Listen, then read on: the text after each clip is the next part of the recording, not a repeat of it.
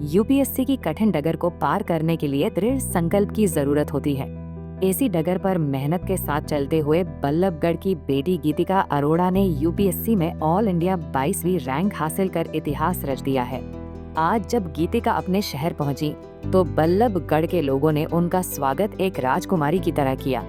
अग्रवाल धर्मशाला में आयोजित भव्य स्वागत समारोह में गीतिका को पगड़ी, फूलों की माला और नोटों की माला पहनाकर सम्मानित किया गया। अपनी लाडली बेटी की इस ऐतिहासिक जीत को लेकर शहरवासियों ने जमकर जश्न मनाया। वहीं पत्रकारों से बातचीत करते हुए गीतिका ने बताया कि उनका यह सफर आसान नहीं था। पिछले 4 से 5 सालों की कड़ी मेहनत और परिवार के अटूट विश्वास ने उन्हें इस मुकाम तक पहुंचाया है। सर डेफिनेटली मुश्किल तो था, बट हर बार एक उम्मीद होती थी कि हो जाएगा, और उस उम्मीद के चलते ही मैंने कंटिन्यू रखा प्रिपरेशन को। और पेरेंट्स और फ्रेंड्स, मैंने जैसे बताया, उनका बहुत बड़ा रोल था, और इसीलिए मैं एग्ज़ाम देती गई और आज मेरा 22वीं रैंक पे चयन हो गया है। कितने साल लगे इस सफलता को हासिल करने में? सो मैंने 2021 में ग्रेजुएशन की थी, उसके बाद से मैं तैयारी कर रही हूँ, तो ऑलमोस्ट 4 से 5 साल हो गए हैं इस तैयारी को करते हुए मुझे। तो इससे पहले कहीं इसमें यूपीएससी में कहीं सक्सेस मिली, इस लेवल पर पहुंचे आप? सर मैंने बताया 2023 में मैंने इंटरव्यू दिया था, उसमें प्रतिभा सेतु के थ्रू मेरे को एक जॉब मिली थी, central government job level 10, district youth officer नाम है प्रोफाइल का।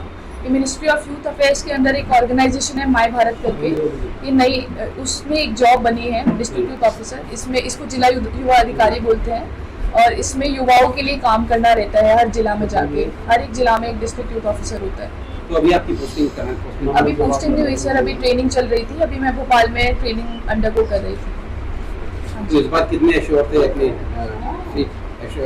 सर सीएससी में श्योरिटी नहीं होती है। ऐसा होता है कि हो जाए तो अच्छा है, लेकिन श्योरिटी कभी नहीं होती है। ऐसा लग रहा था कि रैंक आ सकती है, पर इतना नहीं पता था कि इतनी ऊपर रैंक आएगी। इंटरव्यू में आपको कौन सा सवाल लगा जिसने ऑब्वियसली जो इंटरव्यूअर्स थे उनको इम्प्रेस किया होगा? सर पिछली बार जो मेरा सिलेक्शन नहीं हुआ था, उसमें इंटरव्यू की वजह से ही नहीं हुआ था, तो मेरे काफ़ी कम नंबर थे पिछली बार इंटरव्यू में। मेंस में मेरे अच्छे नंबर थे। इस बार मुझे इंटरव्यू देते टाइम काफ़ी डर लग रहा था कि दोबारा से उसी में कम आएंगे, लेकिन लकीली इंटरव्यू अच्छा गया, क्योंकि मेरे पास ऑलरेडी एक जॉब थी, तो मुझे कॉन्फिडेंस था, और पेरेंट्स ने भी कॉन्फिडेंस दिया। और कुछ क्वेश्चंस जो मेरे डैफ डिटेल्ड एनालिसिस फॉर्म होता है, डिटेल एप्लीकेशन फॉर्म, उसमें से ही क्वेश्चन थे कि जो मैंने अपनी हॉबीज़ लिखी थी, जो मैंने अपने इंटरेस्ट एरियाज लिखे थे, उसी में से इंटरव्यू ने क्वेश्चन पूछे थे, और तो वो अच्छा गया था। वैसे हॉबीज़ हैं क्या आपकी? सर इतनी ज़्यादा हॉबीज़ थी नहीं, जैसे कि मैंने जो थोड़ी बहुत हॉबी बनाई, उसमें वन ऑफ द हॉबी थी जर्नल राइटिंग। तो मैं जर्नलिंग करती हूँ ताकि मैं अपने इमोशंस को अच्छे से चैनलाइज कर सकूँ। तो उस तरीके के क्वेश्चन हॉबी पे पूछे गए कि आप जर्नलिंग और न्यूज़पेपर में क्या फ़र्क होता है, उससे क्या फ़ायदे होते हैं, हम कैसे डेली जर्नलिंग कर सकते हैं बिना रूटीन तोड़े। तो ऐसे क्वेश्चंस पूछे गए। अब आईएएस आपका रैंक पक्का हो गया है, तो ऑब्वियसली कई डीएम भी लगेंगी, डीसी लगेंगी। क्या प्रायोरिटीज़ रहेंगी? क्या आप दिमाग में सोचती हैं कि मैं ये करना चाहूँगा? सर डेफिनेटली मैं विमेन के लिए काम करना चाहूँगी, चाइल्ड लेबर को एबलिश करना चाहूँगी, एंड जैसे मैंने बताया, यूथ के लिए मेरी प्रायोरिटी रहेगी। गीतिका 22वीं रैंक आपकी आ गई, क्या लगता है कि आपको कौन सा कार्डर मिलेगा और क्या चॉइस है आपकी? चॉइस बताइए। जी, मेरी चॉइस हरियाणा कार्डर ही है पहले, और इसका एनालिसिस अभी नहीं कर सकते हैं। 2 से 3 महीने बाद लिस्ट आएगी, तब पता लगेगा। जब फॉर्म भरते हैं तो उसमें चॉइस भी लिखी जाती है। बिल्कुल कि भाई कौन कौन से वो है, तो उसमें हरियाणा आपकी चॉइस? हरियाणा नंबर 1 पे है। अभी पता लगेगा वैकेंसी इनसाइडर आउटसाइडर कितनी है उस बेसिस पे। उनके लिए क्या संदेश है जो बच्चे हार मान के बढ़ जाते हैं, उनको क्या संदेश है? उनके लिए एक ही मैसेज है कि hope is the only constant. अगर है आपके अंदर जिंदा, तो आप आगे बढ़ते रहेंगे। आप अपने इंटेंशंस ठीक रखिए, आप मेहनत पूरी करिए, एंड बाकी सब भगवान पे छोड़ दीजिए। कोई प्रेशर मत लीजिए कि होना ही चाहिए।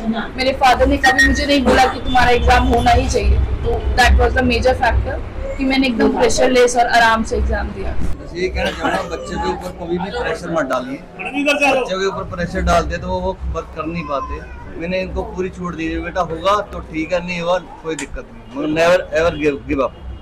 आप लगे रहोगे, एक ना एक दिन जरूर हो जाएगा, तो हो गया। अब अगर मैं ये कॉन्फिडेंट थी तो मैं भी पूरा कॉन्फिडेंट था, मगर आपको जरूर कुछ ना कुछ रैंक आएगा। हमारी बेटी ने, हमारे शहर की बेटी गीतिका अरोड़ा ने हम सबका नाम रोशन किया है, और जो हजारों बच्चे फरीदाबाद के, हमारे हरियाणा के, यूपीएससी के लिए तैयारी करते हैं उनके लिए भी बहुत बड़ी मिसाल कायम की है कि आप लगे रहो, भगवान एक न एक दिन सफलता जरूर देता है। तो गीतिका ने सबके लिए एक रास्ता तैयार किया है। तो आज किस तरह से बाहर एक जिप्सी सजी हुई है, किस तरह से शहर बस धूमधाम से अपनी बेटी को ले जाएंगे पूरे शहर में और शहरवासी इसका स्वागत करने के लिए उत्सुक हैं। फिलहाल गीतिका की ट्रेनिंग भोपाल में चल रही है और जल्द ही उन्हें जिलाधिकारी के रूप में पहली पोस्टिंग मिलने वाली है। ऐसे में अपनी प्राथमिकताएं स्पष्ट करते हुए गीतिका ने कहा कि उनका मुख्य लक्ष्य बच्चों, महिलाओं और युवाओं के लिए काम करना रहेगा। गीतिका की यह सफलता न सिर्फ फरीदाबाद बल्कि पूरे प्रदेश की बेटियों के लिए एक बड़ी मिसाल है। फरीदाबाद से पूजा शर्मा, पंजाब केसरी टीवी। हमसे जुड़े रहने के लिए हमारे YouTube चैनल को सब्सक्राइब करें और नई वीडियो की नोटिफिकेशन के लिए बेल आइकॉन को दबाएं। अगर आप ये वीडियो Facebook पर देख रहे हैं तो लाइक जरूर करें और ज्यादा से ज्यादा शेयर करें। धन्यवाद।